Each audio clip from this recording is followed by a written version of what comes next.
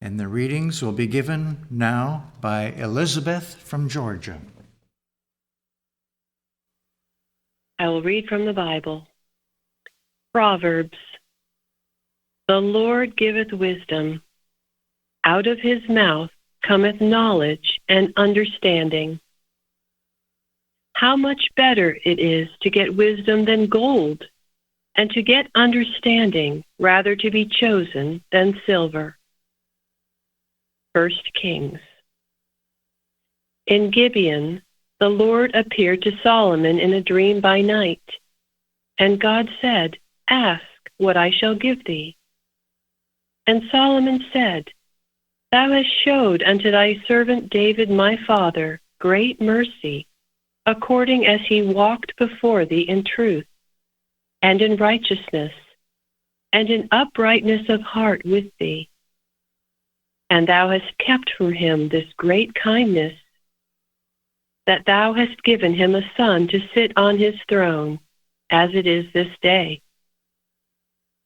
And now, O Lord my God, thou hast made thy servant king instead of David my father, and I am but a little child.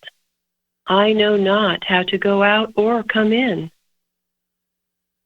And thy servant is in the midst of thy people, which thou hast chosen, a great people, that cannot be numbered nor counted for multitude. Give therefore thy servant an understanding heart to judge thy people, that I may discern between good and bad. For who is able to judge this thy so great a people? And the speech pleased the Lord, that Solomon had asked this thing. And God said unto him, Because thou hast asked this thing, and hast not asked for thyself long life, neither hast asked riches for thyself, nor hast asked the life of thine enemies, but hast asked for thyself understanding to discern judgment. Behold, I have done according to thy words. Lo, I have given thee a wise and an understanding heart, so that there was none like thee before thee, neither after thee shall any arise like unto thee. James. If any of you lack wisdom, let him ask of God, that giveth to all men liberally, and upbraideth not, and it shall be given him. Matthew. Jesus said, Ask, and it shall be given you. Seek, and ye shall find. Knock, and it shall be opened unto you. For every one that asketh receiveth, and he that seeketh findeth, and to him that knocketh it shall be opened. Therefore, whosoever heareth these sayings of mine, and doeth them, I will liken him unto a wise man, which built his house upon a rock. And the rain descended, and the floods came, and the winds blew, and beat upon that house, and it fell not, for it was founded upon a rock. And every one that heareth these sayings of mine, and doeth them not, shall be likened unto a foolish man, which built his house upon the sand. And the rain descended, and the floods came, and the winds blew, and beat upon that house, and it fell, and great was the fall of it. James. Who is a wise man and endued with knowledge among you? Let him show out of a good conversation his works with meekness of wisdom.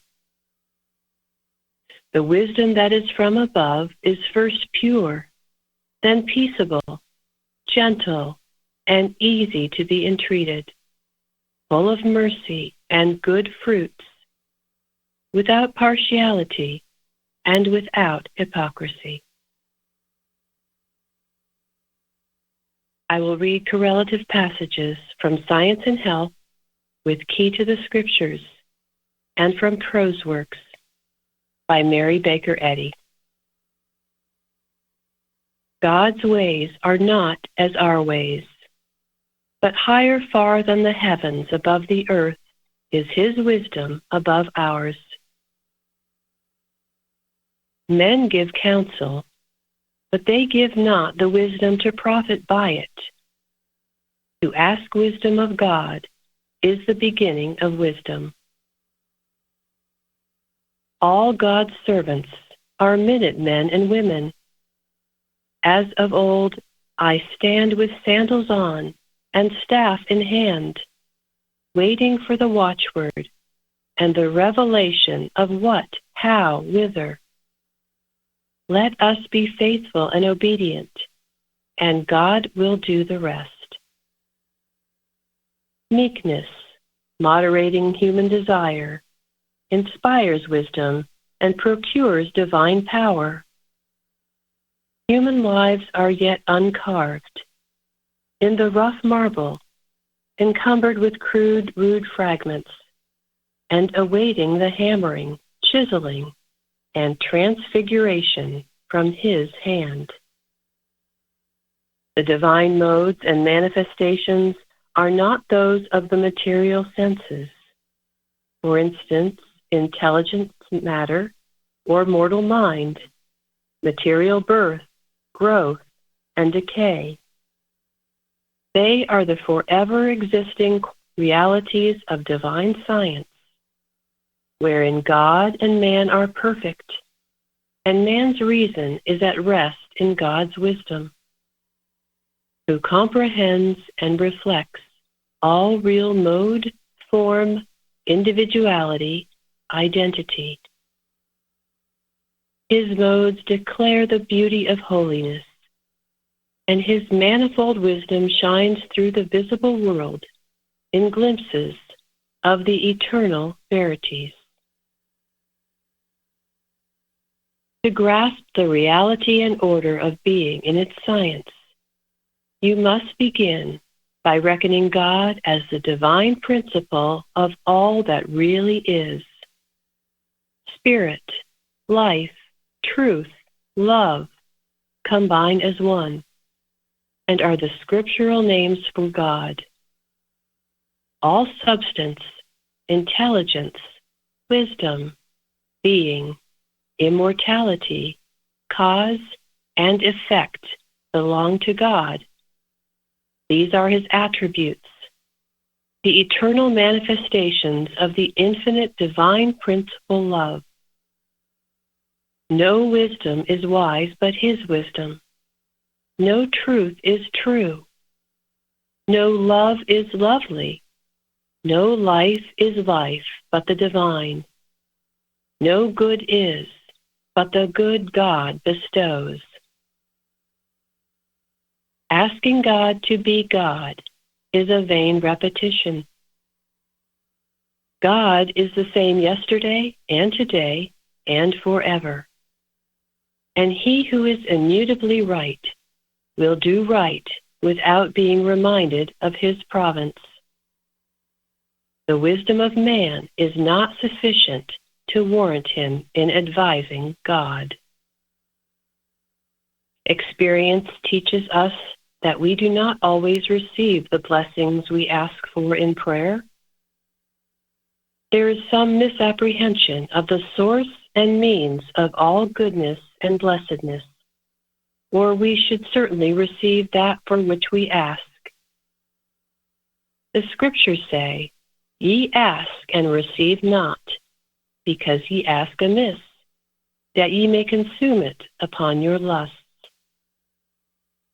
That which we desire and for which we ask, it is not always best for us to receive. In this case, infinite love will not grant the request. Do you ask wisdom to be merciful and not to punish sin? Then ye ask amiss.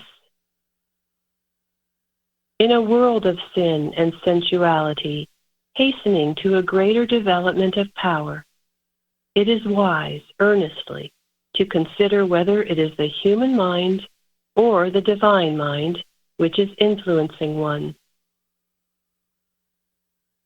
If materialistic knowledge is power, it is not wisdom. It is but a blind force. Man has sought out many inventions, but he has not yet found it true that knowledge can save him from the dire effects of knowledge. To hold yourself superior to sin, because God made you superior to it and governs man, is true wisdom. To fear sin is to misunderstand the power of love and the divine science of being in man's relation to God. To doubt his government and distrust his omnipotent care. To hold yourself superior to sickness and death is equally wise and is in accordance with divine science. To fear them is impossible when you fully apprehend God and know that they are no part of his creation. When God bids one uncover iniquity in order to exterminate it, one should lay it bare, and divine love will bless this endeavor and those whom it reaches. Nothing is hid that shall not be revealed. Rest assured that God in his wisdom will test all mankind on all questions, and then, if found faithful, he will deliver us from temptation and show us the powerlessness of evil, even its utter nothingness. Christian scientists abide by the laws of God and the laws of the land, and following the command of the Master, they go into all the world, preaching the gospel and healing the sick. Therefore, be wise and harmless, for without the former, the latter were impracticable. A lack of wisdom betrays truth into the hands of evil as effectually as does a subtle conspirator. The motive is not as wicked, but the result is as injurious. Return not evil for evil, but overcome evil with good. Then, whatever the shaft aimed at you or your practice may be, it will fall powerless, and God will reward your enemies according to their works. Watch and pray daily that evil suggestions, in whatever guise, take no root in your thought, nor bear fruit. Ofttimes examine yourselves, and see if there be found anywhere a deterrent of truth and love, and hold fast that which is good. At all times and under all circumstances, overcome evil with good. Know thyself, and God will supply the wisdom and the occasion for a victory over evil. Clad in the panoply of love, human hatred cannot reach you.